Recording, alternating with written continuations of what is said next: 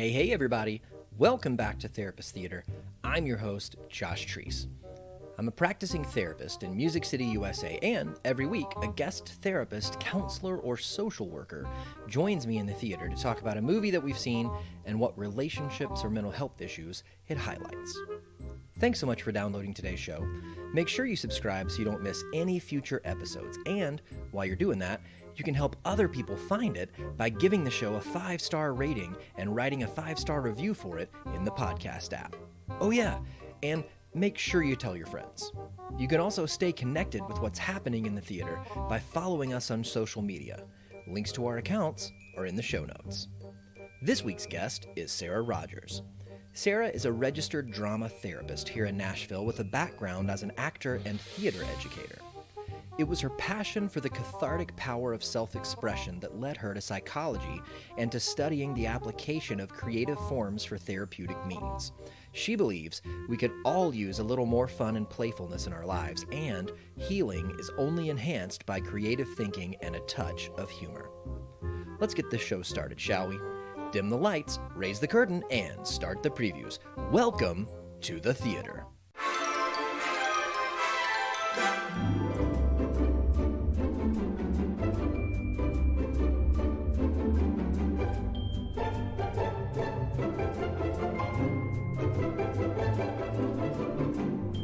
Sarah!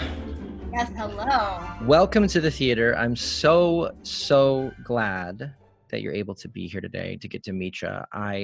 Sasha is a mutual friend. I've heard so much about you, and I have learned. I think I might have known about this pre getting married, but getting married, I think, solidified it and allowed me to conceptualize it. What I call the transitive property of love. Because like the transitive property, if A equals B and B equals C, then A equals C. And so like, you know, what I think puzzled at whenever we first got married was like my wife's family had never met me before, but loved me so much. And I was like, what? How do you don't know if I'm a jerk or not? Like what in the world, you know? But but they didn't have to, because they love her and she loves me. And so they love me. And so because I know that Sasha thinks so much of you, I was like, well, I got to have her on. I got to meet her. I mean, you know, if Sasha likes her, then that's all I need. So very sweet.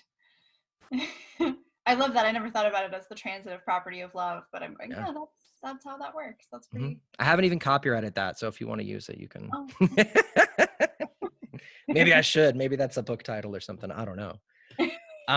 Well, I like to start every conversation I have with my guests just by asking, so like before you became a therapist, possibly even if you were a client before you became a therapist, before you became a client, did you have any idea of what a therapist or a counselor or therapy or counseling was?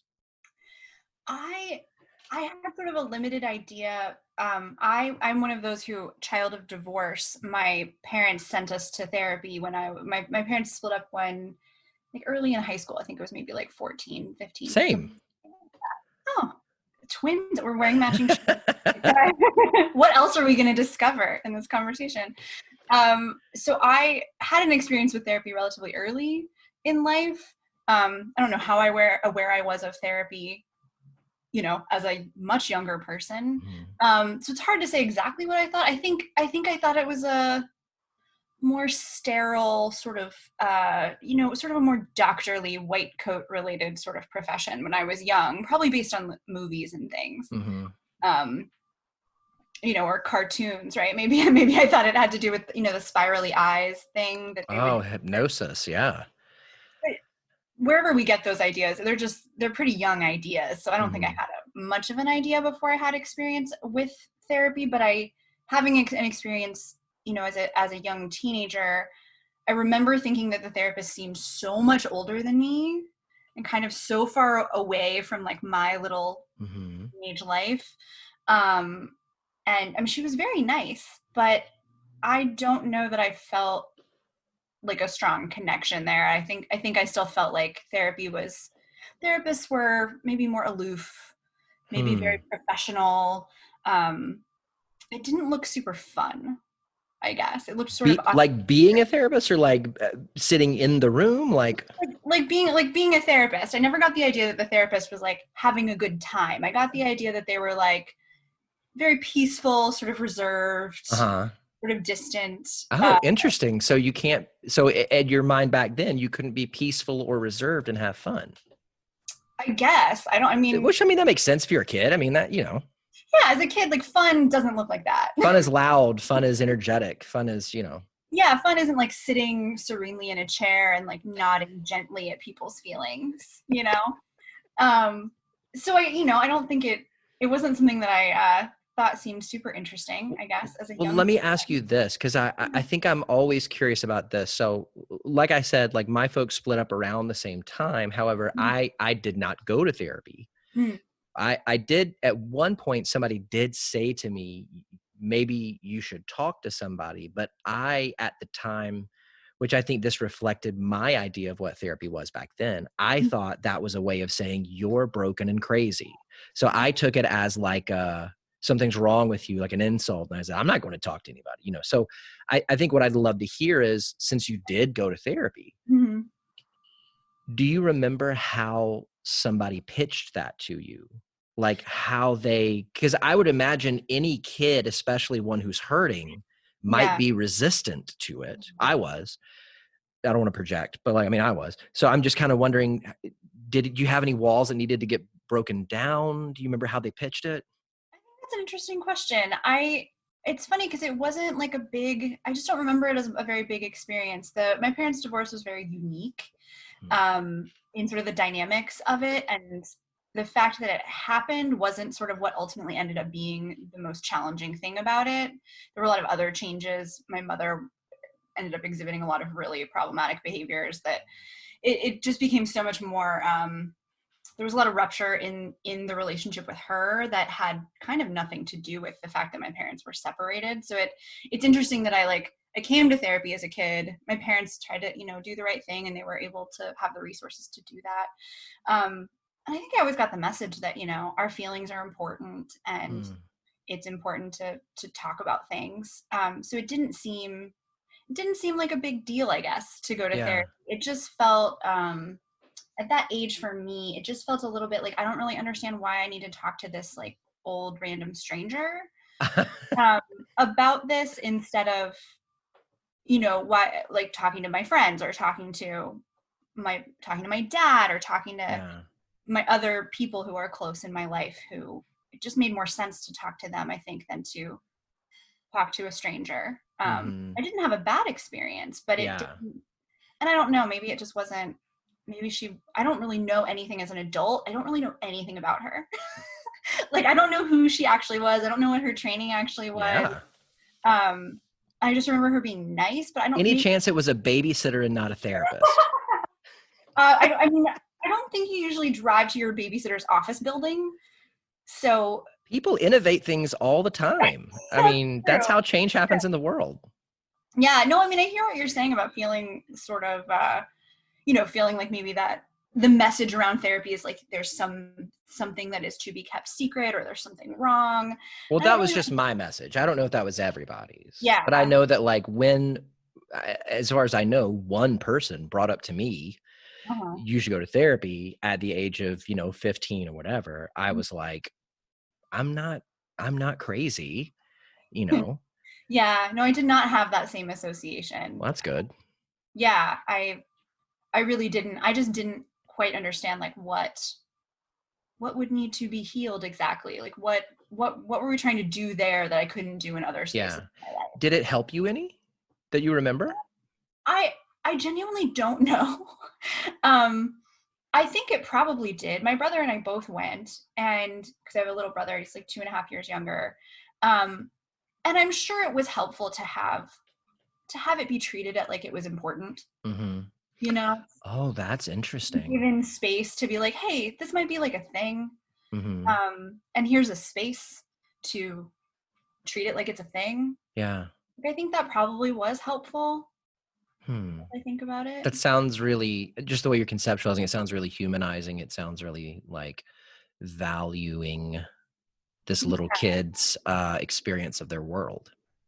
Yeah, like even just the fact that my parents were like, we care about you guys and we happen to have the resources to dedicate to just making sure you guys are okay Yeah. and giving you a space in case you're not. Mm-hmm. Um, and I think that was also meaningful, right? Yeah. Yeah. So let's possibly, well, maybe not skip ahead a little bit. I'm wondering, why therapy? Why do you do what you do? Yeah. I mean, a couple of reasons, because I've had a number of experiences in my own personal therapy. And so I did start to learn more how helpful therapy can be, but I kind of fell backwards into actually wanting to be a therapist. Um, I mean, I struggled with pretty severe anxiety in my early 20s and depression, and definitely did like a course of therapy that was so helpful. I mean, so helpful. And now I look back and I go, oh man, some of the things I learned were pretty basic, but they were so helpful. They really changed how I was able to cope and deal and sort of move through a tough part of my life. So I I had an okay idea ultimately of what therapy was. Like I had a positive association generally, but again, I never saw myself as a therapist. I mentioned this to you before we started chatting. My first career was as an actor. Um, and so that was just like my whole world. And I always saw myself more in like the arts world than I did in like a clinical or professional medical sort of field. Um, and it's funny now because I grew up, my dad is a chiropractor and sort of a very holistic minded, healing related guy. So it's funny to me that I kind of missed that healing was like conversations in my home were all about that and how that happens. So it makes total sense to me now in retrospect that I would have sort of ultimately ended up in this direction, but I had no idea that was really where I was trying to go. I finally figured out acting was a terrible job. Um, It's a great dream. it's a It's great, just a really tough job. it's a wonderful experience when you can get good work with good people, but most of it is not that. Um, there's not a lot of job security or, all of these things. For someone who tends to be naturally anxious, it's especially maybe not suited to my Oh yeah. temperament, I learned over time. But I still loved it so much. So I started moving in the direction of, I helped a friend start a nonprofit where we did theater with young people in the New York City school system. I moved in more into like being a teaching artist and still really caring and seeing myself in that theater world, but moving sort of into applying it maybe in ways that were more about just supporting young people stay in school or deal with their issues or build social skills, build confidence, right? Like all those things. And the dots sort of started to connect for me that, oh, maybe there's something here. Like I want to be able to go a little deeper with these kids. Like, I want to be able to talk to them about the things they're telling me that I'm not allowed to talk to them more about so that we don't get sued as a program. It brings up so much. It brings up people's humanity. You start to see all these, kids are talking about their experiences and they're sharing things. And it just really opened my eyes to something I think I already knew, which was there is a connection between theater and healing. Like that actually is why I always liked doing it so much. Yeah. And I think especially if you're, you know, doing the type of acting that's not just that like second grade, we're going to put on the Nutcracker where you Yeah, like just memorize some sentences and you parrot them out. right. But if you're actually trying to like, if you're doing, I suppose that could be an advanced level, but I mean, I think even if you get to like really, really good high school productions, Mhm. you can have people who are genuinely trying to convey an emotion and an experience. And if you're doing that, you are having to access like something Yeah. inside of you to connect with that piece of the familiar experience with the people watching it, Yes, 100%. which is like, oh, now that I'm saying it, a form of empathy almost. Uh-huh. Being an actor is really powerful empathy training. Huh. Yeah, for sure. And it's so that just started to become more and more interesting to me, right? Because of exactly that. And then I discovered that drama therapy was actually a thing. Um, and I discovered there was a place you could go to get a master's in that and marriage family therapy. Oh. So that is actually the very irrational, kind of not well thought through way that I Well, that decided doesn't sound to. very irrational at all. It sounds like you, in doing something that you really loved, Mhm. discovered this nugget that was inside of that Yes. also could translate to this other thing that would enable you to still connect with people and help them. That sounds like a really natural transition. I mean, I think that actually, I think there is a lot about it that is natural. I think what I'm referring to is just I didn't really understand anything about like licensure or, Who you know, does? Who in the world does? more of the like nitty gritty of what it actually means to like to be a counselor. I was pretty ignorant to that piece of what I was walking into. Yeah. I was really passionate about the drama therapy piece. You know, I thought I was going to be, I had lots of ideals about, changing the world through art, which, I still believe in, but is what that looks like when the rubber meets the road is different than what it looked like in my, very idealized, like passionate brain in my mid 20s. Mhm. Um, but hey, it took me in the right direction for sure. Yeah. It And really, also, I really think when did. you're in your mid-20s, you're supposed to think whatever it is that you're passionate about can change the world. You know, Yeah. whether it's, being an actor or whether it's, I'm trying to think of something else from a movie or something. I don't know. Your t-shirt company that you're going to invent. It's going to totally change the world because of the slogans that you put on your t-shirt. Like that. Mid-20s, like, yeah, absolutely. Go for it. Do it. I mean, gosh, that's what we need right now, right? That's what the get out the vote, all of the current messaging is, right? Yeah, We want that energy is fresh and positive and forward thinking, and um, absolutely. yeah, for sure, for Um, sure.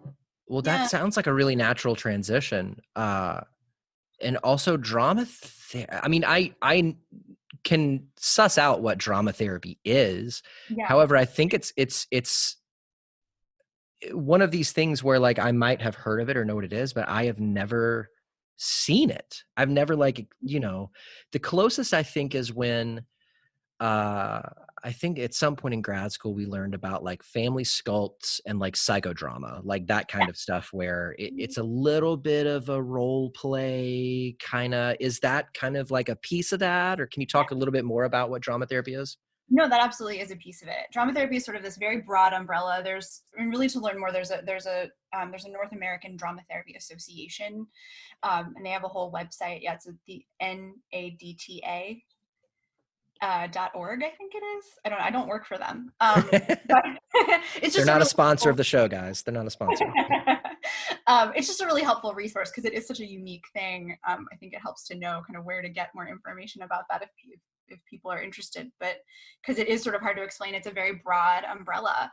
It's essentially, the intentional use of theater mechanisms, techniques, concepts to facilitate personal growth and healing. Hmm. Um, and psychological healing. So it can look a number of ways. Psychodrama, family sculpts are certainly a part of it. It can look like on a more basic level, maybe just like group games, embodied games, playful, like facilitating playfulness, communication, eye Hmm. contact. That's one. That's It one. feels like it's like a cousin of experiential and Yes. also maybe like play therapy, theraplay, that kind of stuff. Yes. It has concepts from so many different approaches that are interwoven, partly because it's you're really including the use of the body, the voice, the imagination. So you get into sort of like narrative concepts sometimes, right? You're externalizing. You can end up doing IFS with it, but maybe you're using empty chairs and creating different characters and embodying them. So there's role play, coming up with different characters, whether they're fictional or internal or strength resource characters, or actual characters maybe people connect to in the world. Yeah. Um, there's a lot that happens with improv and improv games and helping people sort of build uh, connection, attention, tolerance of discomfort. There's a lot of sort of rehearsal for life sort of stuff, right? Practicing things that are maybe scary or overwhelming, Yeah. being able to slow things down, being able to rewind and try things again. Pretty much it's almost unlimited. Like the things that people are doing, it's a really innovative, creative, super cool form of working. It's just yeah, I mean, the reason you are not familiar is because there are, I think, 3, I could be wrong, maybe there's 4 or 5 by now, but registered drama therapists, there's that many in the entire state of Tennessee. Oh, Yeah, wow. it's Huh. much bigger on, like in California where I did all my training, there's a ton of us. And so, it's easier to sort of explain what it is and to get people interested. It sort of depends on where you're working and exactly what type That makes sense. Yeah. modality within the world of drama therapy, right? Like there's, Mm-hmm. because sometimes there's also like BOAL and social justice stuff that's happening in that world. Oh, Um, yeah, it's a really broad umbrella. wow. So people are doing really, really meaningful clinical work through theater. It's really beautiful. It's really beautiful. But yeah, it's, as you can tell, it's sort of hard to just narrow down one way that it looks. Yeah, yeah. But essentially just using the concept of theater, acting. Gosh, I mean, I'm sure just creativity in general, but kind of limiting it to underneath the umbrella of like theater. Yeah, yeah, it's fascinating, right? Because when you think about theater, it includes so many things. It includes Mm-hmm. mask work. It includes, I mean, I've seen some people are doing such cool projects with masks. With the last one I learned about was someone working with a population of people who were experiencing homelessness on Skid Row, and they did this mask project with film. It was just Wow. the things that people were able to sort of uncover, share about their challenges, but also find these like strengths in themselves, and the things they created with the masks to express that and character. Yeah. um, there's a lot in drama therapy about sort of the safety that character provides, the safety Yeah. that fiction provides. I remember we did an episode back in like February with Terry Murphy on the movie Marriage Story on Netflix. Have you seen that? I I have not seen it yet Okay. because when it came out, I happened to be having a hard time in my marriage, and it was not the time. Yeah. I don't need this extra fuel on the fire right now, guys. Thank you. But the character that Adam Driver plays in it is a playwright and an actor and a director. Okay. So, throughout the course of the movie, he's like actively working on one play, directing the performers. Because of the passage of time, that stops and he begins to work on a different one or whatnot. But at some point, I remember asking Terry, you know, why is it that this guy in this movie has so much trouble in real life accessing his emotions and communicating them to somebody else? But if he's on a stage or he's at a computer keyboard, Yes. he's pulling out all of this stuff and being so performative and crying and really showing, all of these deep wells of things. He just can't do that with another person in real life. Yeah. Yeah. It's isn't that there's a saying, if you give a man a mask and he will tell you the truth, Huh. or something like that. That's interesting. A professor of mine when I was in grad school used to say, and that was a big concept of, yeah, when we create, it depends on the population you're working with. It depends on what level people are sort of ready for, right? There are levels of closeness to you as a person as far as, what's workable depending on where you're Mm-hmm. at. But that's where, yeah, bringing in fiction, bringing in, a scene just from a play, but maybe the theme of the scene is it's a conflict between a mother and a daughter, right? And so how can you sort of, what does it evoke for people to play that scene, to watch that scene? What does it connect to in them, That right? feels like it gives somebody the ability to take a different perspective because Yeah, the stakes aren't as high because it's not their skin in the game. absolutely, right? And you can still maybe you can learn something new about a dynamic, or you can relate to an element of that conflict, Mm-hmm. but you're not talking about you, right? You're talking about the characters. Mm-hmm. Um, Which in essence is why I started doing this show. because you want to talk about mental health, you want to talk about relationship stuff, but I think maybe it was a message that I had at some point of, well, you got to have a degree to be able to talk about that kind of stuff. Or, you got to have read this latest book or whatever it is. And I didn't want to do a show where I had to say to people, hey guys, go out and read this book and then we'll all come talk about it. Yeah. So I just kept thinking, well, what's a framework that's already in people's lives? Movies. Yeah. We all go see them, and everybody loves standing out by the car afterwards talking about the thing that they just saw. So let's just do that. No, I mean, that's why when I got your invitation, I was like, oh, this is such a fun concept. Like, this is right up my alley. I just love that, which is also why I thought that I would find a very different kind of movie. Well, let's shift gears into that. Yeah, let's shift gears into that. Let's talk about a movie. What movie did you bring for us to talk about today? So I brought Portrait of a Girl or Lady. I've seen both. Lady, I think. Yes, that's what IMDb says. Or Portrait of a Lady on Fire. Yeah, it's a French movie that I did not know was French when you... That was a surprise. I had heard about it. I don't hear... I don't live in New York anymore, and I'm not in the artist world so heavily anymore. And so I used to hear about cool things all the time happening.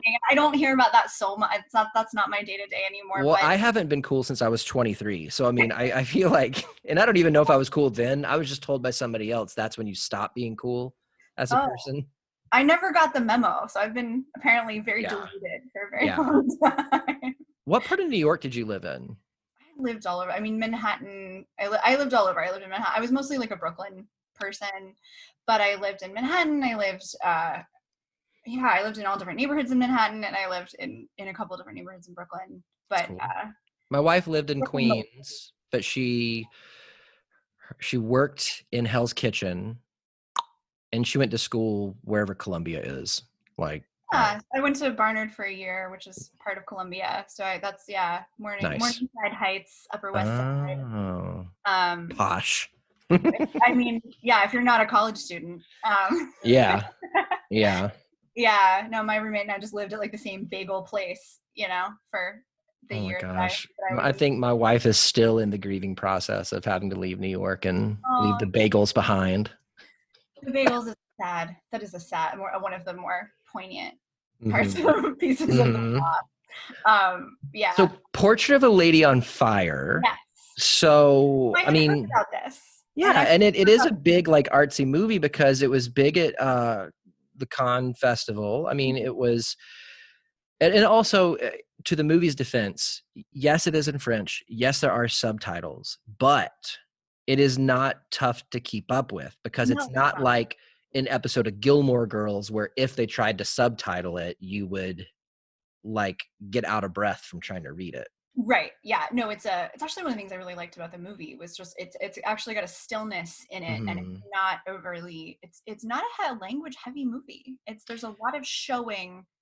Yes. I mean, there's certainly dialogue, but yeah, it's an easy one to keep up with subtitles wise, and I also thought, as an interesting contrast to that, I think you're right. It does have a stillness to it, but I also thought at times was quite intense. Yes. Like in its emotion, in its relationships. And I think that is a really kind of like paradoxical thing to be contained within the same story. How can you be still and yet have an intensity? Yeah. It's interesting that you say that because that's a big thing in acting training and performing is oftentimes, less is more, right? Plant your feet, put your arms at your sides, and only, allow the piece to the monologue, the whatever you're doing, connect with that material, allow it to come through in the most authentic way you can. And, gestures and some movement will follow, but oftentimes people are they're moving so much. They're trying to do a lot. And sometimes that actually diffuses the poignancy of something. I feel like we were talking about Hamilton earlier. I think you can see that, like Burr is a great example in Hamilton, I think, of if you watch his performance, he's really good at stillness, but you get so much from Mm-hmm. what he's conveying. Or So, I think about the opening scene from Inglorious Bastards with Christoph Waltz, where he first comes in and it's just him and the farmer at the table. uh-huh. Like that to me is just the way, I don't know how long that scene is, 10, 15 minutes, maybe it's infinitely shorter, but because of how he was able to present it, Right. Christoph Waltz, it feels so long, but the Yeah. way he ramps up the intensity while being so polite Mm-hmm. and conveying through nonverbals and all these things, what he knows, how he knows it, what he's going to do. Yeah. Yeah. Yeah. Even I remember an acting teacher who would reference the scene in Jack Nicholson in, what's the one with Tom Cruise where he's like on the stand? A Few Good Men. Yes, thank you. And it is the tightest close up. Like it's not even his whole head. It's like cutting into his face what's on the screen. So he's not moving at all. But what he's like tearing up scenery, Mm-hmm. in that scene with just this little area of like mouth, nose, eyes. Mm-hmm. It's all just contained in that part of his body. Which, I mean, that was written by Aaron Sorkin. So, I mean, we're talking about pairing up an incredible actor with an incredible writer. Yes. I don't remember who directed that movie, but whoever it was, it did great. Mm-hmm. Also, I saw this video on YouTube one time about how Jack Nicholson conveys anger. Like the whole video was somebody picking apart his representation of anger and how you don't see anybody else do it the way that he does it. And it's not even that his presentation of it is always so loud and big and boisterous. He can do something in a small way, but convey it. Yeah. Yeah. Yeah, exactly what you're saying. So I mean, that's one of the reasons this movie stuck with me. I told you I was surprised of all the movies I watched. For some reason, this movie, I was just like, I'm just still thinking about that movie. Oh, that's a good one then. Yeah. But I Yeah. think it was that combination of stillness but intensity. It was so effective and conveyed so much, but with this like within this very narrow, restrained kind of tone or world. Was just really. So what is it about the movie that like reels you in? Like, why has it stuck with you? Yeah, I mean, there were a lot of cool moments in the movie, but I think what stuck with me was it felt I felt really connected to this idea of women very constrained by so many factors of the world that they are living in, who were, to me, so clearly seeking some increased modicum of freedom that they could, whatever they could, however they could find that within their world, that they were determined and passionate and engaged in finding some increased sense of freedom with each other and within this like very constrained kind of social world of the movie. And that just struck me so, stuck with me. I mean, even now that you're saying that, it reminds me a little bit about like Little Women. Mm-hmm. This like dichotomy between the two eldest sisters, both feeling like, well, there's got to be something else, but do I want to go out there and get it, represented by, I think it was Joe, or do I want to conform and meet the expectations, Amy? Like, yeah, I mean, trying to figure out, okay, am I satisfied's not the word, satisfied or content with this life? Do I want something more? How do I get that something more? Yeah. What is available, in what way could I have that something more, right? In what realistic way can I access something more? And I think that the character of Eloise so captured that, with her being so constrained, having to get married, which she clearly didn't want to do. Well, let me ask you this as a story point. So as I understand it, she was living in a convent. Yeah.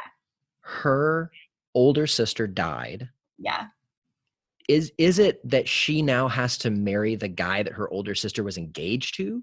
Was that what it was? That was, I believe, what it was. Okay.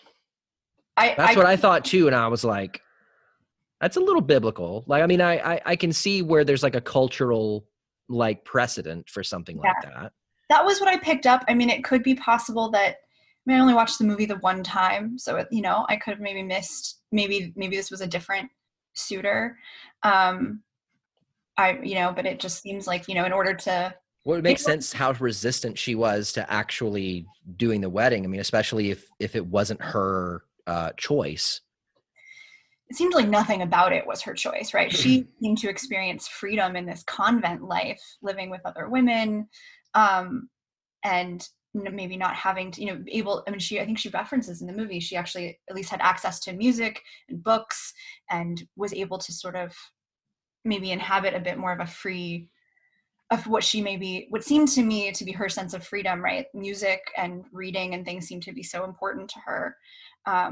And she didn't seem to care very much about, being a socialite or being a proper wife or whatever the. Also, she was living at a convent. Was she a nun? Unclear. Because that would have been kind of a disqualifier for marriage right there. Well, it's interesting because it seemed like that was sort of living in a convent was sort of a normal thing for women in this time, in this world of the movie, because maybe she was an orphan. Like maybe her parents weren't around and that was her way of not being homeless. the thing is the painter, what Marianne, her, which sounds so much better with a French accent, she, because she just got this South Carolina one that I got to work with. So yeah, because Marianne also referenced, I think, in the movie that she also, at one point, she lived in a convent as well, or she considered it, or something. Seems like it's the picture I got was a world in which women have very few paths available to them, but convent was one. It seemed.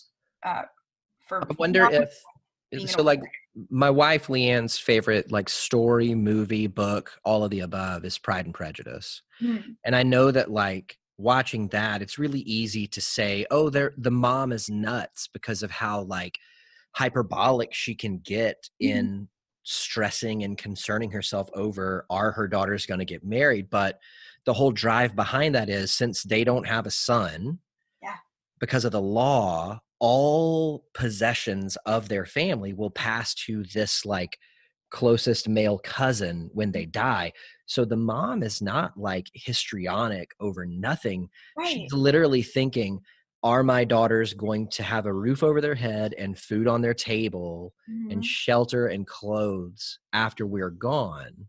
So like maybe that was part of that back then. Like it was like, this is an easy way. If you live at a convent, and I'm sure you had to like work, even if you weren't a nun, it's a way to have shelter and food and clothes. And I don't know. Yeah, maybe, I don't know, maybe you got to teach, maybe you got to study, maybe it was sort of more scholarly, before women actually got to be like academics. It's unclear. It's interesting how many things in the movie are just very vaguely referenced to, and maybe also not being French and being super familiar with like French history of that time. I mean, I'm definitely inferring some things. Yeah, same. Yeah, for sure. But to your point, there's something else that you just said. I feel like the mom in this movie, she seems very constrained. She seems to, her older daughter now is not getting married.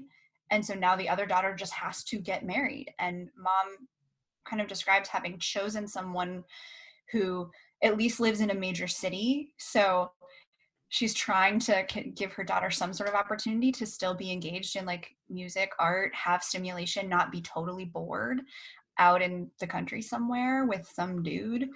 But it just, the way that mom speaks about it, gives me that same idea that this is the best and kind of only option for the whole, it has to do with the whole family. Yeah. I think that is something that it seems like when you look back that far into the past, it's less I can choose to marry whoever I want and more of a company merger. Yeah. Like these two families are going to come together and combine their resources. How do we do that? Let's get, son and daughter married off. Yeah. It's marriage has changed a lot over time, but its origins are certainly, there's so much more about that and not to do a lot with what we associate it with now. So that's Eloise or Heloise. You know, she is the kind of titular lady who's having her portrait painted. Mm-hmm. We see Marianne show up at the beginning. She's hired to paint her, but it's this interesting like wrinkle in the job because it's not just as like way before I moved up to Nashville, I knew some people back home who were kind of a portrait painting collective, so to speak. So at some point they asked, "Hey, are you available on such and such a night? Would you come and sit?"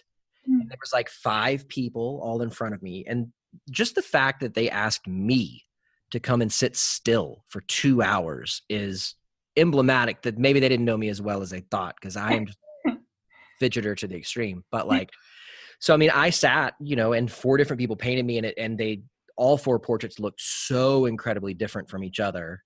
It was really fascinating, but it wasn't that Marianne was getting hired to do, because Heloise like refused the last person who had been hired to do it to let them paint her. Yeah. So in effect, she was hired as like a sneaky rent a friend, I guess. And it was like, hey, come here to this island and hang out with this woman for as long as you need to like memorize how she looks so that you can paint her for her wedding portrait. Right. In secret. In secret, yeah. Yeah. But once the portrait is completed, that then goes to the interested, you know, potential partner, potential husband, and that is how he it seems finally decides to marry her. He has I to didn't pick up on that. This is like, you're saying this is like the first version of Tinder? Yes. Oh my gosh, Yes. he's gonna swipe on the portrait? Because how else would he see what his potential wife even looked like? He could have another portrait in the castle with the eyes cut out, and he could hide behind it as she walks by, like in a Scooby-Doo episode. That could also happen. So I think that's a bonus of That'd have been a better movie, I think, if they would have just structured it that way. She could have painted the whole portrait except the eyes and then hung it on the wall, and he could have stood behind it. Yeah, can you imagine a whole industry of portrait painters that are just, it's essentially like your marriage calling card? It blows my mind. But that I was really struck by that because there's so much weight then in this movie on the painting and what the completion of it means. So was this taking place at the mom's estate? I thought this was taking place at the future husband's estate. See, I got that it was at mom's estate. Oh, well, that makes sense. I mean, because mom was there. I did kind of wonder, like, why is mom there at the future son-in-law's? Also, older sister, they think maybe threw herself off the cliffs there. Okay. I think older sister also lived there. So I think Which that's how we met Eloise. I think when she first showed up, it was her like taking off, running towards this cliff, and Marianne is, I think, following her or something like that. He starts running after her, and then she just like stops, turns around, and is like, "Yeah, I've dreamed of doing that like forever." Right. Just so nonchalantly, like killing yourself or dying, and she says, "No, running." That's actually really, really funny now that I think about it. No, you goof, you silly goose. I wasn't gonna. No, I was talking about just taking a jog. That's what I was talking about. Just in that general direction towards the death and the cliff. In my 12 skirts. Yeah. But yeah, so I got that was my idea of the setup, was that she sort of was called back home from the convent because now she has to get married, but in order for her to actually get married, she has to get this portrait painted. Huh. Well, that makes a lot of sense then. Okay. I mean, again, I could be wrong, but that was what I gathered. Yeah. Well, we are simple English speakers trying to discern. But it is an interesting. So one of the things that I thought was so interesting about that setup was that then Marianne does basically make herself available to hang out with Eloise whenever she wants. And there are times where like she would be painting or somewhere and a servant would come and get her and say like, hey, she's ready to take a walk or whatever it is. But at different points of them being together, the camera, as Marianne's eyes, will focus on a different part of Eloise, Yes. and she will basically be trying to like sear it into her brain, like me with, facts from a chapter before an exam. Right. And then she will, like, there was a part where I think they walked down to the beach, which, by the way, why did they wear like lace masks over their face when they went to the beach? I believe the sort of maid says that it's windy out, so they have to cover themselves. She does say that, but then they just put, I thought like, oh, so their lips don't get chapped? Like, why are they? Honestly, in this time, I was like, oh, it's just your COVID mask. Like it looks That's what, totally. yes. When Leanne walked downstairs and saw a part, she's like, oh, cool. So they're like, social distance and like PPE as well. And I thought, well, it's like the 1780s. So maybe, maybe not. I don't know. Right. But Yeah, I that got part the where idea they it was one of those like, protect you. You have to protect yourself from the chill because you're, I don't know, a delicate face woman. mask. Get Yeah, the, maybe. Yeah. I don't know. But they walk down to the beach, and as they're kind of walking to it, she starts to notice and make comments about Eloise's ear. And she says Mhm. something about how important it is to get the cartilage just right, even if there's hair over it. And then once they kind of like settle down at the beach, you have like a beat, and you see Heloise like walks away, and Marianne is like sitting on a rock, and she pulls out these pieces of paper and she starts like furiously sketching with charcoal. So it's like she's trying to take it in Mhm. and reproduce it so she doesn't forget it. Yeah. Yeah. So intense. And yeah, you're right. Even the camera, like how it's shot, the first few shots, I think Eloise, yeah, she will barely turn her head towards Marianne. So she Mm-hmm. barely turns her face toward the camera. So it's like it starts with the ear, and then we get like a little bit of the side of the face. And it takes a while before you even see her full face Mm-hmm. directly. And I don't remember if it was that same scene or not, but there was another scene where the camera focuses on her hands folded in her lap. Yeah. Yeah. And then Marianne starts to like try to capture that as best she can from memory. And what's interesting is I think that's right about the time where they begin to show the canvas that Marianne's working on in her beginnings of the portrait. So before you even see the full face of Heloise, you see the beginnings of this. Yeah. Yeah. Just something interesting. Yeah. Really. I mean, just first of all, fascinating artistic process to watch. I mean, just the way that they sort of, yeah, the way that it's filmed and laid out and unfolds. I mean, I remember feeling like, is she ever going to actually see enough of her face to be able to finish this painting? And then also, of course, just feeling that it evoked a lot about sort of, I don't know, just how private and how, what it meant for this woman to slowly let herself be captured on this Mm-hmm. painting in relation to all of the stuff about marriage and her not wanting to do that and what the painting means. And I don't know, there's so many layers to that, but I felt like it was a really, even just as I mean, I'm not much of a painter, but I love doing art and painting and all kinds of things, and I appreciated the lens of like the artist's process, because it did not feel, I feel like sometimes in movies you feel very they'd very, very much oversimplify it for the lay audience, average movie watcher. And I appreciated hearing this inner monologue about trying to figure out how to paint an ear. I enjoyed that for some reason. Yeah. Maybe it's one of those things where like, I feel like there's certain things about whether you're a illustrator or a painter or whatever medium you're working in. I feel like if you're trying to capture a person, there's like certain things where if you don't get it right, you can get everything else right. Yeah. But there's certain things where like if you don't get it right, It's going to look it's weird. like is that a person? What is that? It's like when you watch oh gosh, the Polar Express, like any of those motion capture computer movies where they have that uncanny valley of the eyes. Like the people look perfect, but the eyes look like they're dead and hollow. And so there's something about when you're looking at it that you're like, that's not a person. What is that? It's sort of disturbing. Yeah. Yeah. And to me that just, yeah, it evoked just thoughts about sort of being seen and also trying to, what it means to try to really see someone, Mm-hmm. you know? Yeah, I thought that there is something about this. I don't know if it's just the process of painting a person. Maybe it was this process where she had to basically learn to take it all in and then go back and reproduce it. But it kind of like mimicked or mirrored or represented like intimacy and building it. Yeah. with Yeah. another person. Because they didn't talk very much, right? There wasn't Yeah. a lot of there was, I mean, particularly in that early portion of the movie, kind of before they're left to their own devices for a little while. It's a very unspoken, slow intimacy that does seem to build, which is just a cool thing to see. It's a hard thing to convey, Mm-hmm. but yeah, that process. It was interesting to watch that develop in the relationship. Hmm. The question that just came up in my mind is, I wonder if two people could build a relationship if they couldn't speak. Mm, Like, how could you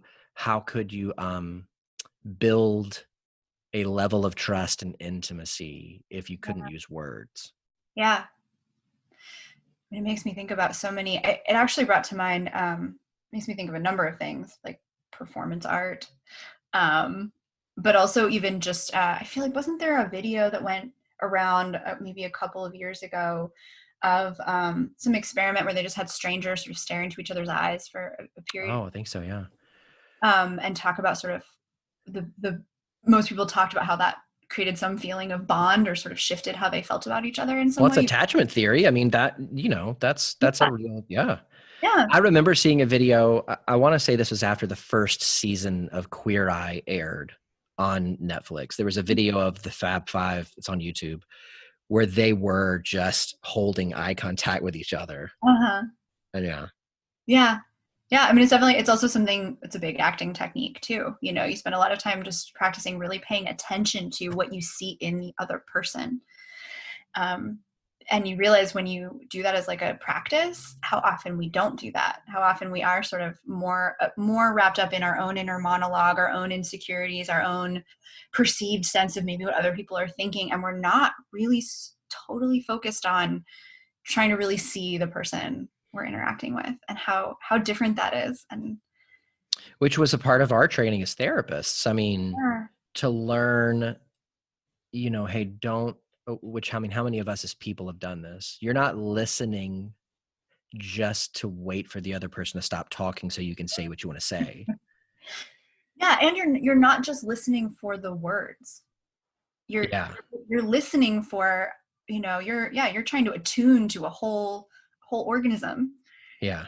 right? And with some people that's a lot of eye contact. With some people, direct eye contact is way too much. And so Mm-hmm. how do you slowly build that safety, that intimacy of the therapy relationship Yeah. with what you do with your body, with how you approach, with what tone you speak in. I mean, not that I don't think any of us, I know I'm certainly not calculating all those in the moment, but Mm-hmm. I know as I think back on maybe a day's worth of sessions, I know that the energy that I'm bringing is different depending on who I'm sitting with at the time. Well, Because I think that's just meeting people where they are. yeah, Because if you were to treat every client exactly the same, then that would necessitate every client having the exact same backstory, the exact same issues that they're bringing to the table, and that's just not possible. yeah, no, not at all. But it's interesting to think about how there are skills to that, right? There are intentional ways that we build relationship, and also so much of it is sort of unconscious. Mm-hmm. And how is it that I don't know, we seem to naturally know when a way that we're approaching something feels more or less comfortable for the other person in the room. Mm-hmm. It's all the nonverbals that'll tip you off. Yeah, yeah. Yeah. It's just so powerful. Yeah. We just get so focused on content, like we don't talk about these things with our clients, right? But with Mm-hmm. all the stuff that's happening around the session. Well, that's that old process versus content thing. Yeah. Like, there are tons of times that a client, and I know that I did it as a client. I know that, like, even as a person, Leanne and I will get caught in content sometimes. Content is what the fight was about. Process is how you fought. Yes. And, we as therapists, we don't need to know every nuance and detail about the content, because more than likely you've got the same process every time. We need Right. to know the process. We don't need to know the content. So you can like an algebra problem. You can have a bunch of variables represented by letters in there. So then X said Y to Z, and A responded by saying B to, and it doesn't matter. I mean, it matters a little bit because it's important to the person, but we don't need to spend 3 sessions on a 5-minute fight you had, Right. Tuesday night. Yeah. I find him often saying it's rarely, if ever, actually about the dishes.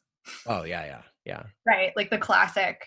I mean, I don't see as many couples lately, but just in general, right?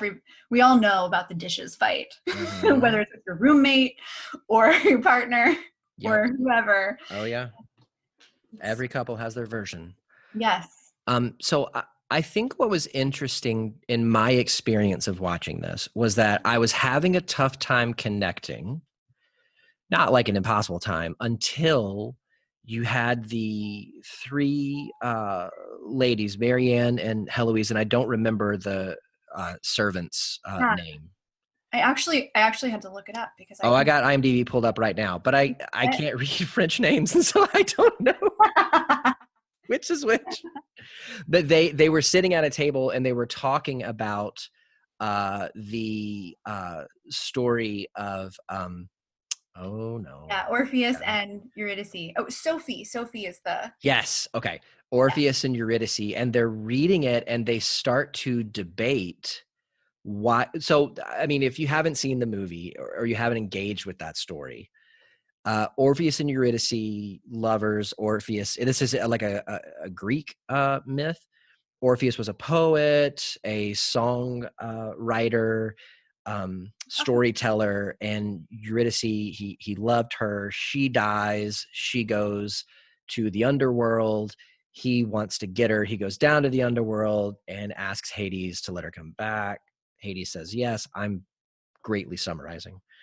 With the condition that you have to travel back up to, what would they call that? The real world, the upper world? I don't know what they would call it. Like the mainland? I don't know. You have to travel back to where you came from. Yeah. And she will be behind you and you cannot look back at her on the journey. And if you do, she will have to return to the underworld forever. Mm-hmm. And they make the whole journey. Almost there. He doesn't look back, and he's at the very end. And then he looks back, and that like dooms her to the rest of eternity in the underworld. And so their debate and discussion at this table is, why did he look back? Yeah. And that's what hooked me. That's where I felt like, oh my gosh, I'm starting to like pick up on what's going on here. And one person is saying he looked back because he longed for her so much. He made, what did she say? He made the poet's choice. He wanted the memory of her over the, I guess, experience of her. Yeah. Yeah. And another person says, he was filled with such desire, he just couldn't help himself. Mm-hmm. And then Heloise says at the end, and they like have her reread it like once or twice. And she says at the end, because there's this line that Eurydice, as she's being withdrawn back into the underworld, says some kind of farewell that didn't even make it to his ears. So she says something like, well, maybe she, tempted or caused him to turn around on purpose so that she wouldn't be with him. So she didn't have to be with him. Uh-huh. And so you have these clearly 3 very different psychological beliefs, experiences, worldviews, whatever you want to call them, about this story from these 3 different women. Mm-hmm. Yeah, it's really interesting. I certainly had never thought of the third option. Yeah, same. But it says so much about her. Yeah, about her character. And it's so, and they become so alive too in that conversation. There's so much more dialogue. There's so much more back and forth. Like the pacing kind of changes. It just feels like and that's after, right? Mom takes like a week away or something she has to go travel or do something. And so they're on their own and they sort of start to open up and connect more and have more of this. You start to really see more of them. And I also thought that was when I got more engaging. And I really appreciated that part, because I feel like that's the kind of stuff people actually say to you in therapy. I mean, not that we're not always often Yeah, discussing yeah. myths, right? But like, when the things people say that sort of let you see something more about them. It's offering that perspective. Mm-hmm. And I think that that's one of the reasons why I love story so much, because a story can be written to represent one perspective, but another person can read it and experience it because of their life, because of the filters that they've had installed from their experiences. They can read it, experience it in a different way by bringing their perspective to it. And all of a sudden, this story is imbued with a totally different meaning, which is also true, Yes. which is so crazy. It is crazy. It's also what I end up talking to people about with trauma, right? Is, 5 different people can have the same experience, the same type of absent parent, the same type of car accident, the same whatever it might be, right? Different people can go through the same experience, and they will come out with, maybe some of them will experience it in a traumatic way and some of them won't. And also, maybe if they do experience it as traumatic, the meaning that they have taken from that traumatic experience will still be completely different, and it will be the truth of their life moving forward. Yeah. Right? They're equally true, Mm-hmm. but totally different. And yeah, it just depends on your own specific sort of makeup, right? Yeah.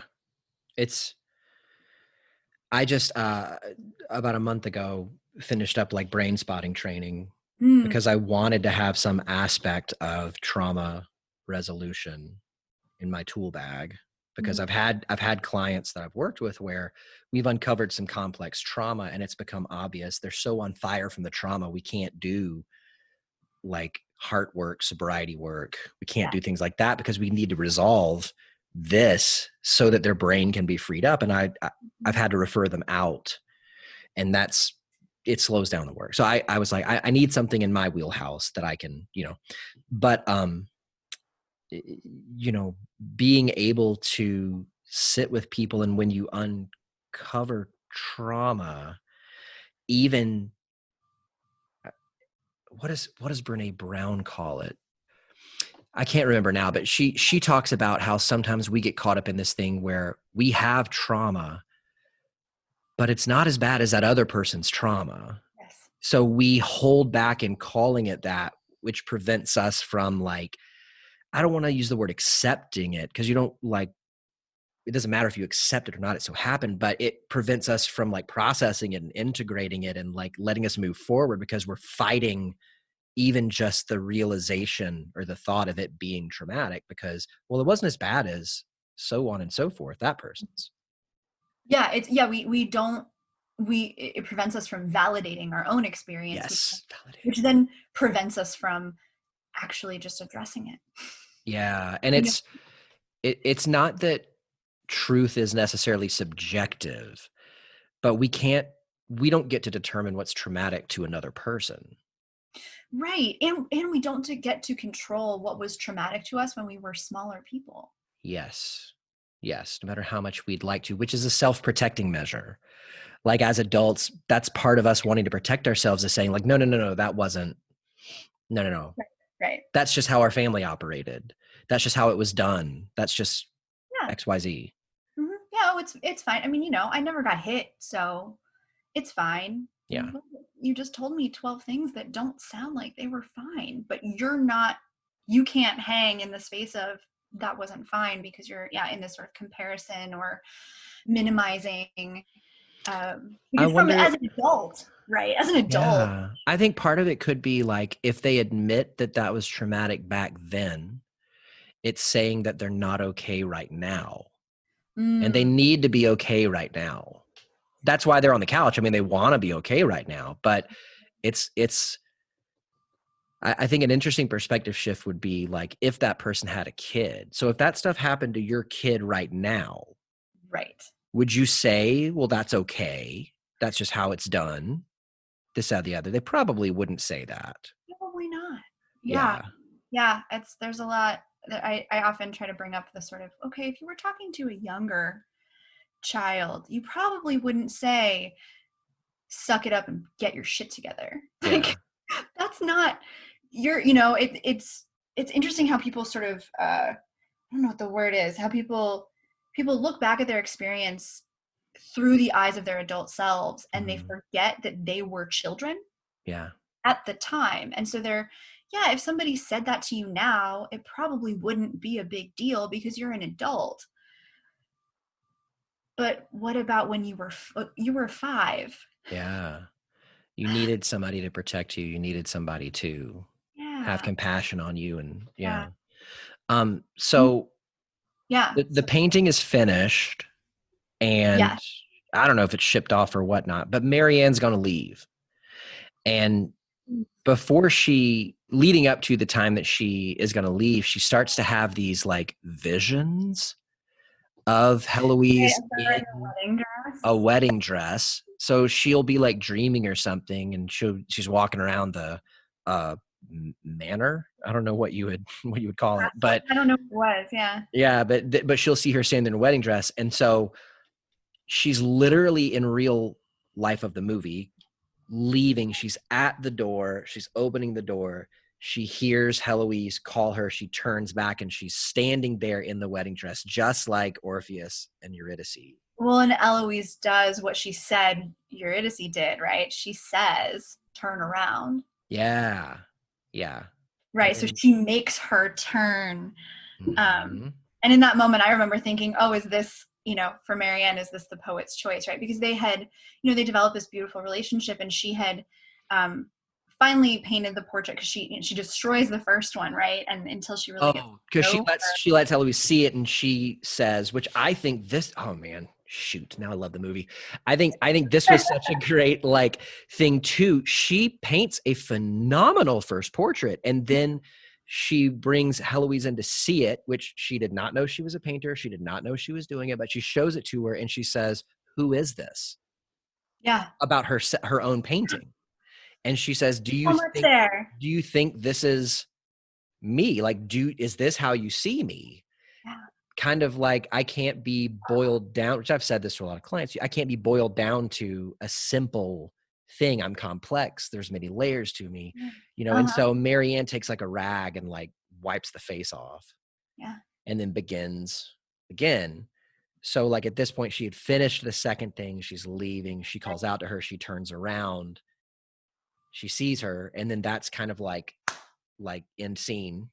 Yeah. And end relationship. Yeah, and they had not just become close, they had become like in love. Yeah. Yeah. Yeah. They developed this beautiful, full on, loving, romantic, gorgeous relationship. And yeah, the parallels to the Orpheus Eurydice story, right? They also knew the whole time that they were on borrowed time. They knew the whole time it was going to end.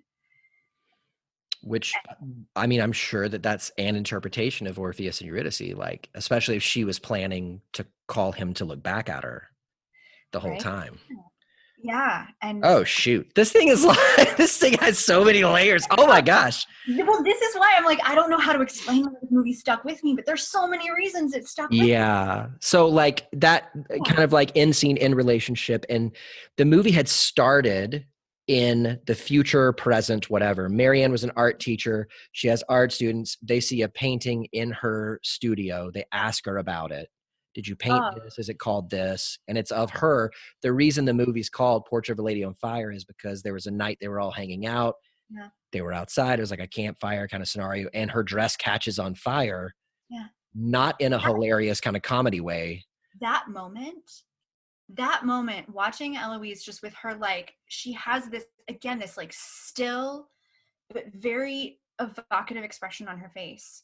When she looks down, she sees she's on fire, and then she just stands there as if she's willing, to me, as if she's willing to just burn up, right? She knows that she doesn't want to get married, and she doesn't want to move forward with the life that she's on track with. And it just the and eventually, obviously, people Well, come and put her out, and she's yeah. Well, I kind of wondered if there was an element to it of like a daredevil, like I feel like dead inside and I want to feel something.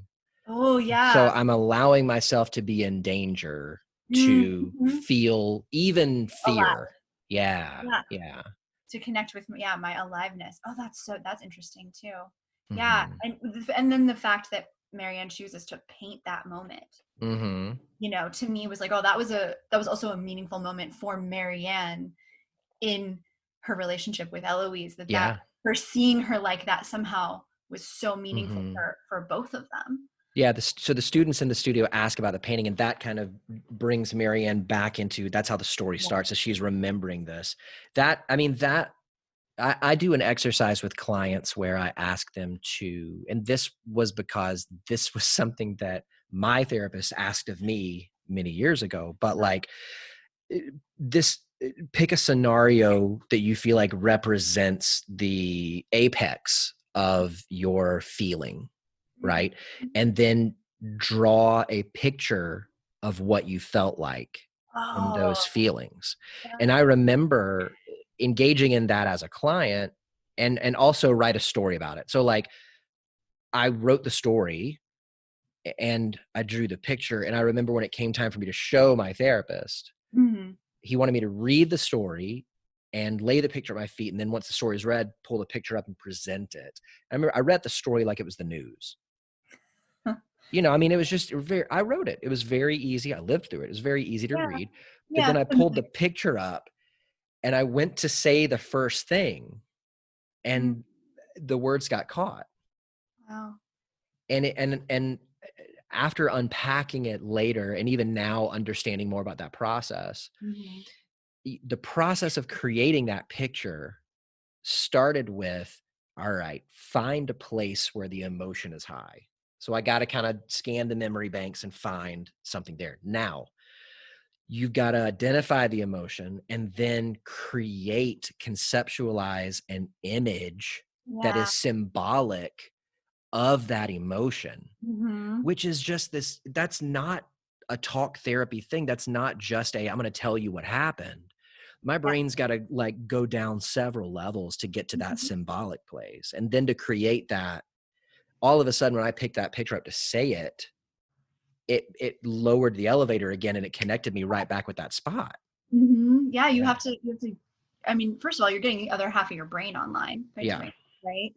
And then yeah, that's where like that part of our brain, right, that speaks feeling and image and color and texture and smell, right? That part of our brain which we are so often not accessing when we're just telling that story over and over Mhm.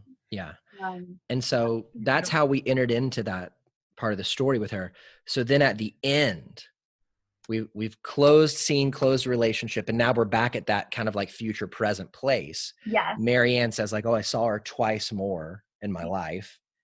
And once wasn't even in person. She was at an art gallery.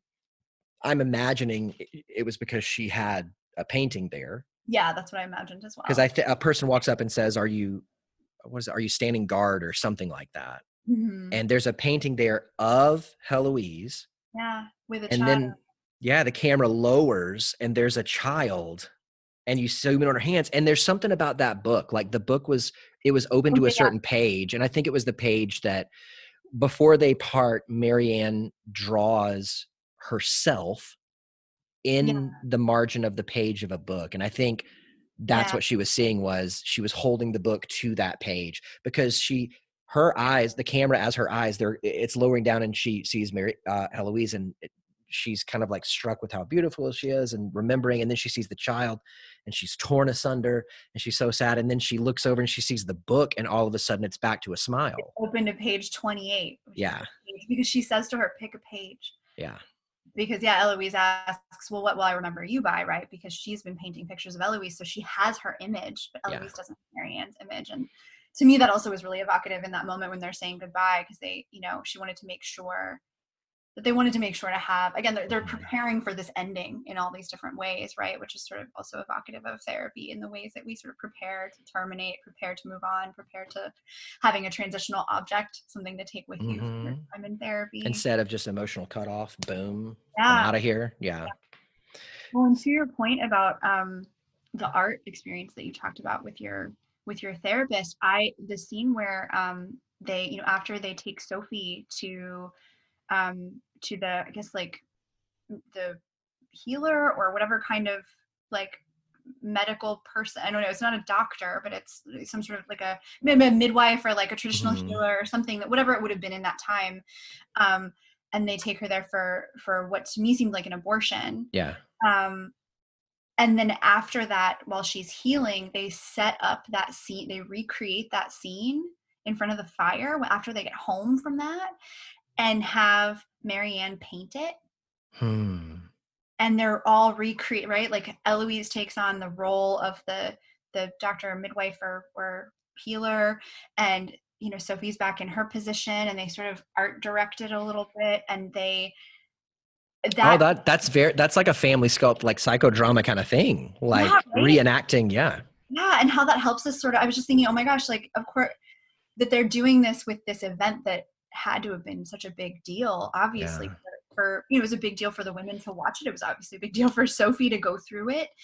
And that they then choose to reenact it kind of their own volition, right? That they're not trying to like heal it, but just this idea that we have a natural desire to process things through to a more digestible conclusion, or to make it a more digestible experience, right? By sort of revisiting it and seeing it from a different lens through this idea of painting it and setting it up on purpose and sort of choosing the angles and choosing the scene. There was a lot there that reminded me of drama therapy and experience stuff, and also like psychodrama, and or even like sometimes I do think it's a very human thing, even if a experience is very difficult. We have this thing inside of us sometimes that wants to still remember it. And it's not because it's a pleasant memory, but it's just because it's significant. Yeah. Well, I don't know about you, but that's some of what I feel like I have gotten in my own times that I've done therapy, in my personal life, is, the scene doesn't change. It doesn't, the scene isn't erased. It doesn't go away. It's not that I was never there. It's just that how I see the scene changes, right? I have more information. I have more understanding of a certain character's position. Maybe I'm able to have more compassion for myself. Whatever it is, like, it's the same, the facts are the same, but your perspective has changed. And as we continue to sort of add layers of our perspective as we grow and reflect, the meaning of that scene changes, even though it's the same scene. Right? Well, the last time that Marianne saw Heloise was at a concert, and earlier in the movie, she had sat at a harpsichord, I think it was, and she had begun to play a piece of music, and she's kind of like explaining the piece as she's playing it to her. Yeah, because she had never heard live. Yeah. She never heard like an orchestra. This part symbolizes this. This part symbolizes this. And so she's at this concert, seated far. She can see her from almost like across the auditorium. Yeah.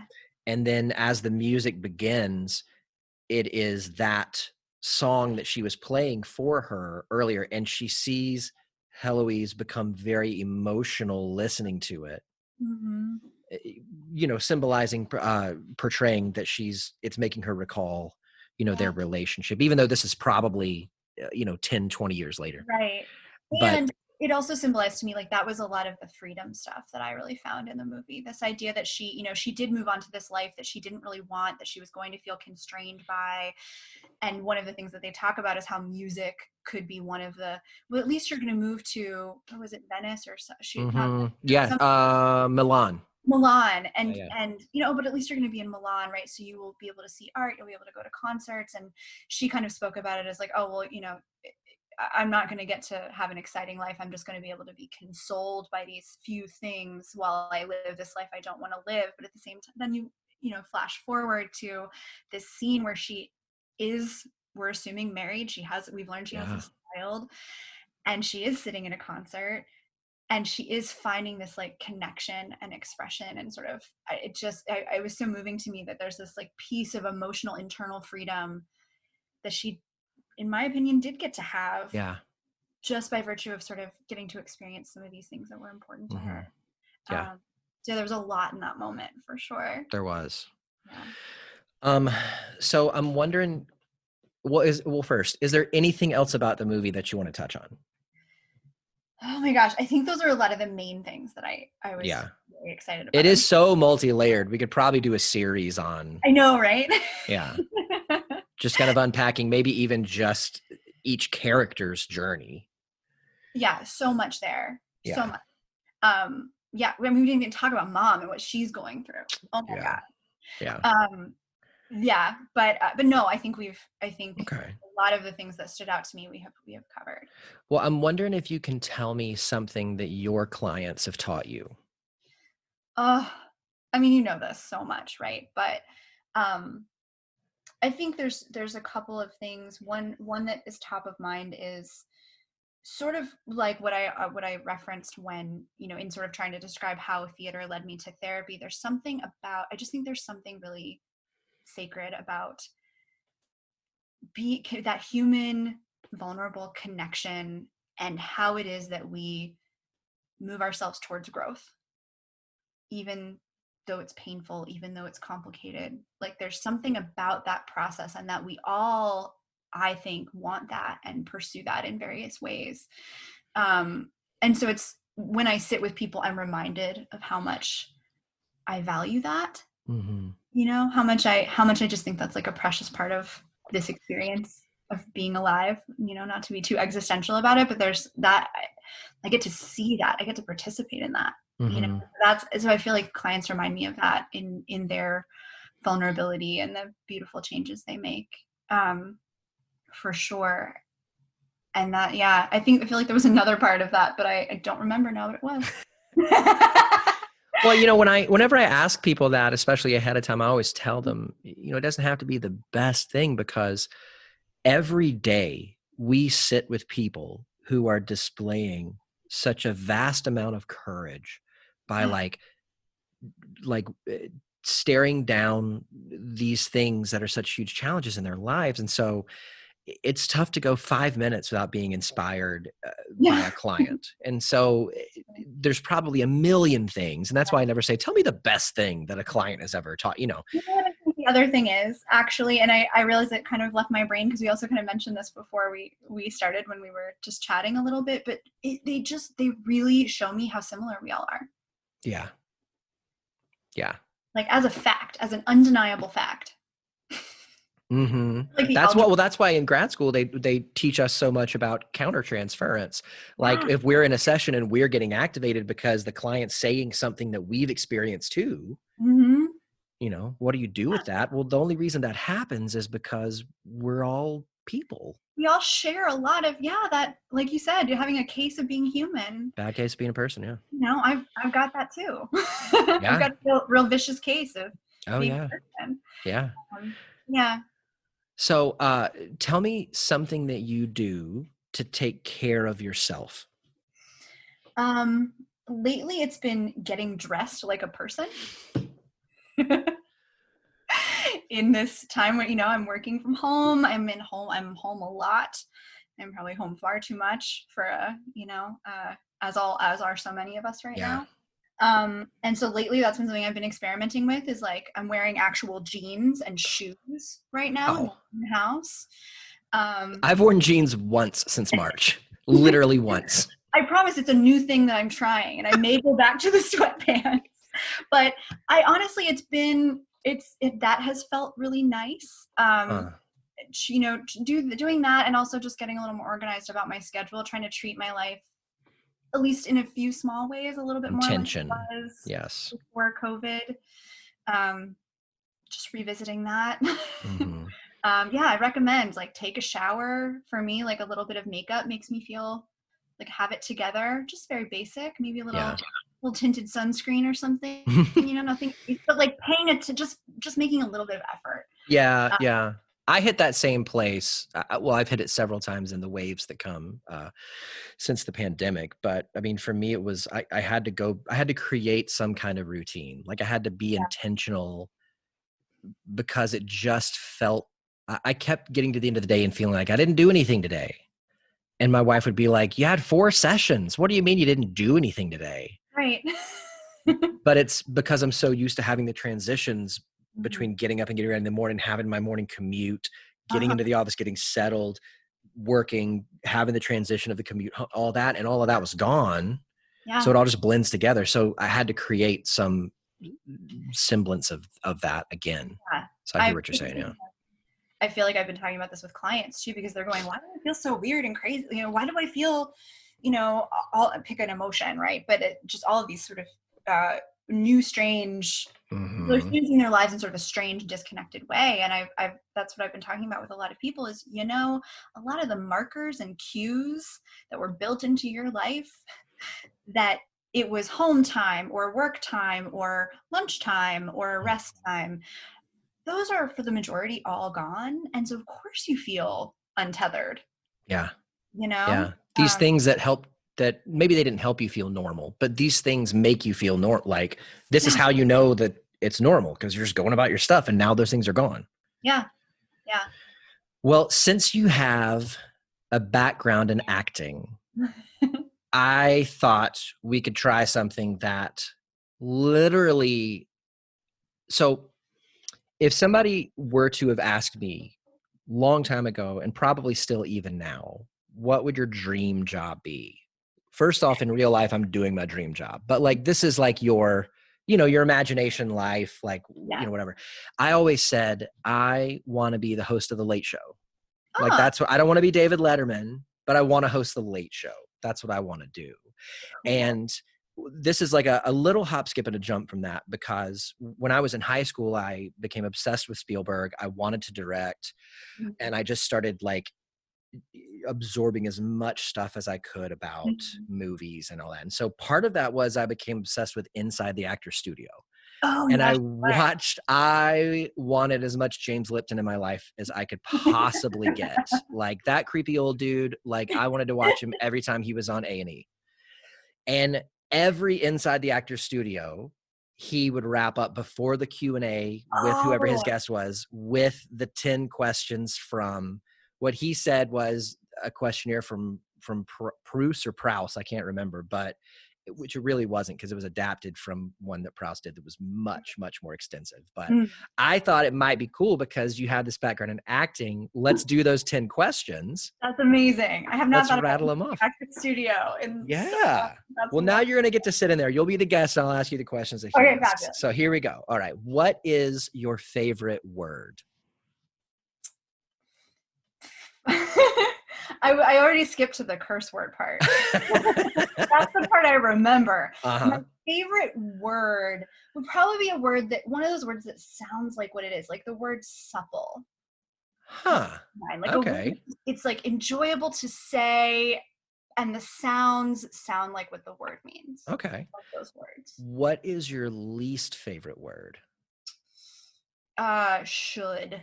Ooh, yeah. What turns you on? I was going to say my job, and I feel like I need to explain that. This human connection piece, like connecting with other people, connecting with my own vulnerability, and sort of this experience of being a human that is so wild and weird and hilarious and ridiculous and poignant, and getting to like participate in that in the way I am now, in the way I used to in theater, like that. Just like that human. Yeah. Finding that common connection. Yeah. That is what blows my skirt up. Like, I just love it so much. What turns you off? Oh, a lot of rules. Okay. A lot of rules and expectations. Maybe Enneagram 4? No, 6. 6 too. Yeah, I'm a 6. Oh my gosh. See, that's the third thing we have in common. Oh my gosh. This is great. This is great. What sound or noise do you love? Sorry, I was still thinking about the previous question. Okay. Because I was thinking actually fear. Fear maybe is my answer. Okay. For the turn off. Yeah. Yeah. It turns me off. Yeah. Fear. Like, I think what I was trying to speak to is like decision making out of fear. That sort of limited. Yeah. I get that. What is a sound or noise that I love? Yeah. I love the sound, the crazy sounds that my dog makes when he gets excited. He's like, rah, rah, rah, rah. Like, he goes through this whole range of tones. Is it a husky? No, he's Oh. just a rescue mix, like a lab Hmm. mix, but he makes these crazy weird noises I've never heard another dog make. Wow. And they just tickle me so. It's like the sound of being home and love. Yeah. What sound or noise do you hate? I'm thinking about like what is a sound or these are things like you don't think about in real life. Like I'm not walking around thinking about what sounds do I love or hate. I do not like, this is gonna sound weird. The squeaky, crunchy sound that a cotton ball makes. Oh, I know what you're talking about. Yeah. Oh, Hmm.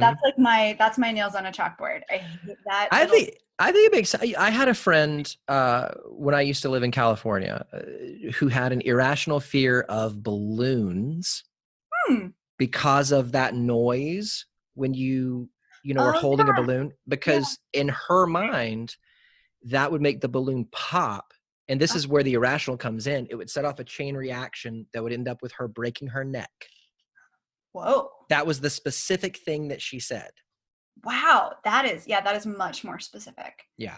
Wow. Yeah, but it's funny It's how like, little yeah. So the little cotton ball, I get that. I get uncomfortable, that. that little cotton ball. I don't know if they actually squeak or if I just feel like they do. Well, they make a noise. I don't know if it's a squeak, but I when you said Little that, I knew exactly what you were. that little oh yeah. Yeah. I do not like that sound. Here's the one you were waiting for. What's your favorite curse word? It's gotta be fuck. It's just because fuck can be, it can be a noun, it can be an adjective, it can, I mean it's also a verb. Like it is just very, you can really add it adds, it's like it's the emerald spice. Yeah. You know, you can really throw it in there with Well, you have the artist Samuel L. Jackson that can just paint so many pictures with that word. yeah, exactly. It's a very That multifaceted, expressive word. It's wonderful. what profession other than your own would you like to attempt? That's a good one. It's funny because I'm already on like my second one. So what else? Same. So there's another, that's like number 4 or 5 that we got. Yeah, there you This is getting weird. go. What I like to attempt. Um, I think sometimes about like organizational change or coaching or something like that. Or I don't know if I have a really good friend who does that, and I love that she does that, but I don't know if I would really want to do that. Hmm. Maybe it would be something just, I mean, look, we're in imagination land. Maybe it would be more like being like a visual artist or something, like somebody who was able to make, I think just thinking, oh no, okay, I got it. It would be something like fashion. It Oh, would be like some, designing something or? maybe design, maybe styling. I don't know. I'm not necessarily great at any of those things, but I think it's like another form of expression that I have not gotten to play with as much in my life. And I just think clothes are, so I actually went through, about 10 years ago, I lost everything I owned in a house fire. Oh I lived in San Francisco. gosh. And, you know, everyone's fine. Like it was just a loss of stuff. Yeah. Um, but it gave me a new appreciation for what it feels like to have clothes that you chose Huh. on purpose versus clothes that you got out of someone else's throwaways because you had Yeah. them. Was there like a weird, like, maybe once the shock of the trauma was gone, like a feeling of liberation because you were starting over and going, I want that shirt, I want that pant, I want, No, oh, no, it was never liberating. It was always just like it was a slow traumatic slog. yeah. Partly because, you know, it was still, that was long enough ago that I still didn't have a license. I wasn't making much money. To repurchase everything you need costs more than I had, let Yeah. alone to purchase things that you want. Yeah. That wasn't something I could do for a number of years while I was sort of rebuilding just that, you know, I needed, I don't know, underwear and a toothbrush and, you know, and I sort of, Holy cow, like really everything. when you really think about like, you know, having to rebuy everything in your kitchen, everything in your bedroom, everything in your bathroom. Hmm. Um, and Yeah, so it's so maybe that's part of where that comes from, right? Is this idea that like actually getting to work in fashion would be just Uh-huh. sort of a really cool way to participate in this, a form of self-expression that Yeah. It you feels like a privileged form of self-expression. sure. Like I don't have to just get something to cover myself. I want to get something that says something about me. Yeah, yeah, and I think we all want that, whether we actually have the luxury of playing in that world or not. I think we know that I mean, we know this from in so many ways, right? That when we are dressed more like ourselves, or when we are presenting ourselves to the world more in line with who we feel we are, Mhm. that is affirming and that feels good. Yeah, and we're comfortable, and it frees up more of us mentally to be fully present. Yeah, yeah, yeah, Look at yeah. It's that. it's one way that we can feel a little bit less lost, right? That sense of like, Mhm. who am I? Um, that can happen in a lot of ways, but also we figure out who we are in a lot of ways, and sometimes Yeah. yeah, it's a So hair dye experiment. what profession would you not like to do? Oh gosh. What profession would I not like to do? I would not like to um there's a lot of things I don't think I would like to do. I'm thinking anything where I have to like where like sales or numbers are the thing that drive my job. Hmm. I Okay. like the opposite of a people job. So like something that focused on quantity and not quality. Yes, Okay. that would be really like I almost get an image of like, being like working in the office on the office. Like that just sort of the cubicle with the just sort of pushing an item this way and receiving a thing that way, and being a sort of transaction Well, person. I that's mean, like a job it's never done because you complete a sale, that's you're gonna have to do another sale. right, it's about the sales, and I mean, sales is Yeah. sort of not a fair representation because obviously some of sales is very much about relationships, Hmm. but the sort of the spreadsheets and the numbers and the percentages and being so focused on, Like an accountant. yeah, something like that. Being an Sorry, accountant. accountants, if you're listening. Hey, look, I love my accountant so much. I love Yeah. him so much, but like it's not my skill set. Yeah. Well, we're I just saying what you wouldn't want to do, not that there's yeah, something inherently wrong with that job. yes, no, it's just I wouldn't want to do it because of, by this point I think we've established like I really enjoy the sort of, the less tangible like Yeah. people part of my job. And what is the hardest about my job as someone in private practice is the part where I have to be my own administrator and my own accountant to some degree. Yeah. I don't I don't mind it. I am so lucky that I get to manage my own business and how I see fit. But if I had to do just that part without the therapy part, Yeah. I would not enjoy it. Yeah. Yeah. So, last question from the questionnaire. Yes. If heaven exists, Uh, what would you like to hear God say when you arrive at the pearly gates? hmm. Um, Maybe like that was fun. Want to go again? That's perfect. Oh my gosh, that's perfect. So let's say that somebody's listening to our conversation today and Yeah. they think to themselves, rightly so, uh, Sarah is just amazing. I want to become her client. How can they get a hold of you? So I am easy to find. I am on the interwebs. They can just look up Creative Counseling Nashville, which is my business, and I will pop right up. They can also just look up Sarah Rogers Therapist Nashville, and I'm sure that I'm on a bunch of different directories and things, so it's very easy to contact me and find my contact info. I will also share that I am in the sort of like if people are interested in the more creative side of things. I have also co-created something called Improv for Anxiety, which I do with an organization in town called Unscripted Improv.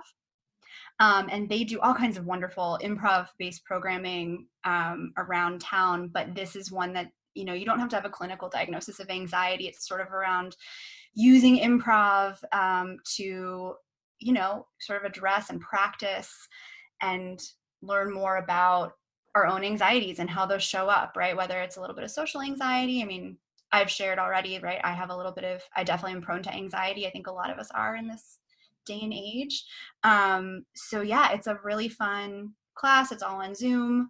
And all that info is on Unscripted Improv if you want to look them up. Wow, that sounds so cool. It's really fun. It's really, really fun. And so far we've been doing it now. This is like the 4th or 5th round of this class that we've done, I think.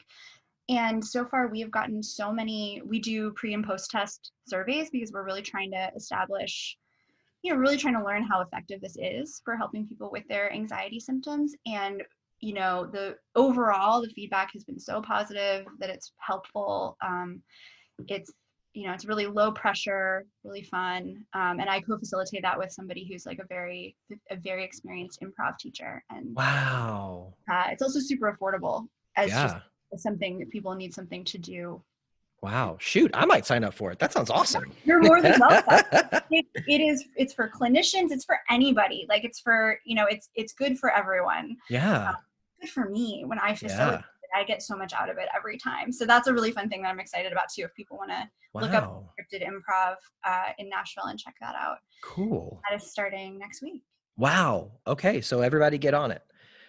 Well, Sarah, thank you so much for being on today. It's been my just absolute pleasure to get a chance to talk with you. It has been so nice. Oh my gosh. Well, thank you so much. You're so welcome. Thank you.